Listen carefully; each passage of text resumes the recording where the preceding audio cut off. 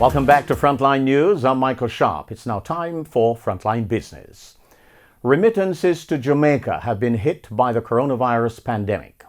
Finance Minister Dr. Nigel Clark Monday night revealed that there has been a double-digit decline in inflows. Since the first incidence of COVID-19 for the 6 weeks from then until last week, remittances are on average 15% lower than they were for the corresponding 6 weeks of last year. In some weeks it has been lower than that, in other weeks it has been higher or better than that. Finance Minister Dr. Nigel Clark speaking during the virtual media briefing at Jamaica House. The World Bank has predicted a sharp decline in remittances to Latin America and the Caribbean. It says global remittances on a whole are projected to fall by about 20% this year due to the economic crisis induced by the COVID-19 pandemic and shutdown. United States Coast Guard is reporting that a team aboard one of its ships seized more than 1,000 pounds of ganja near Jamaica during a recent patrol in the Central Caribbean. The ship returned to port on Sunday.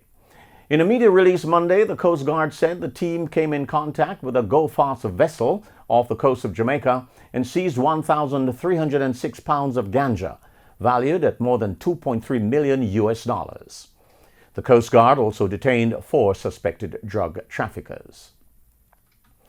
The Jamaica Agricultural Society is urging the government to collaborate with hotels to provide cold storage for excess crops, which farmers have been struggling to offload.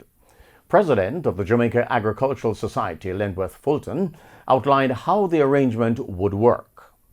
Based on the location, those in St. Elizabeth, to find a hotel probably in Montego Bay, close by, or in Negril, or somewhere there, and said, if you have extra space, we will rent the space from you and to store the things, and then we could send trucks to collect it from those locations for distribution across Jamaica.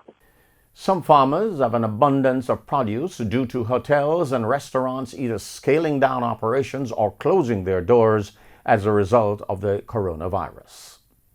And Mr. Fulton wants more farmers' markets established in St. Catherine, which remains on lockdown.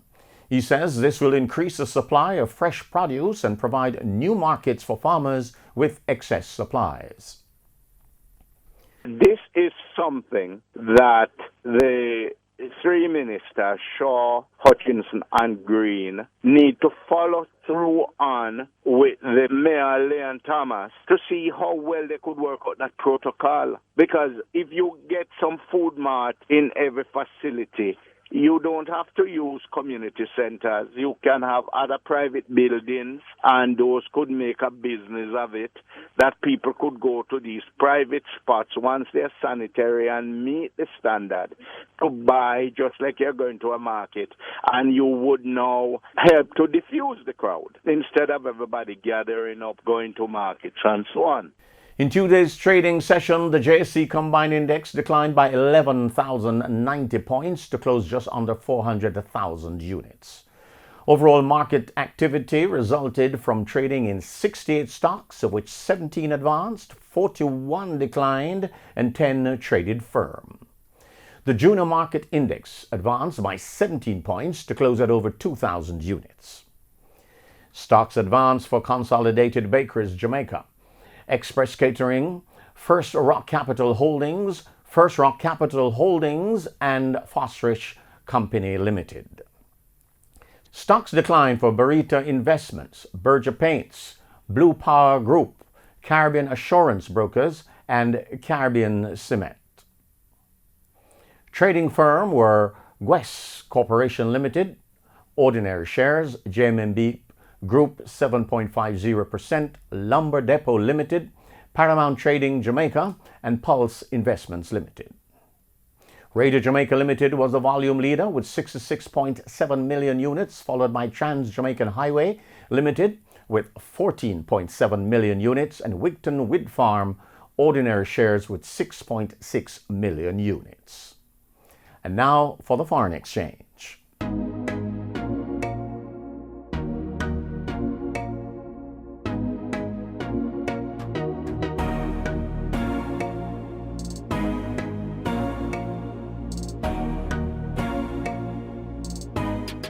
Oil prices slumped Tuesday, extending the previous session's slide on worries about limited capacity to store crude worldwide and expectations that fuel demand may only recover slowly as the coronavirus pandemic restrictions are gradually eased.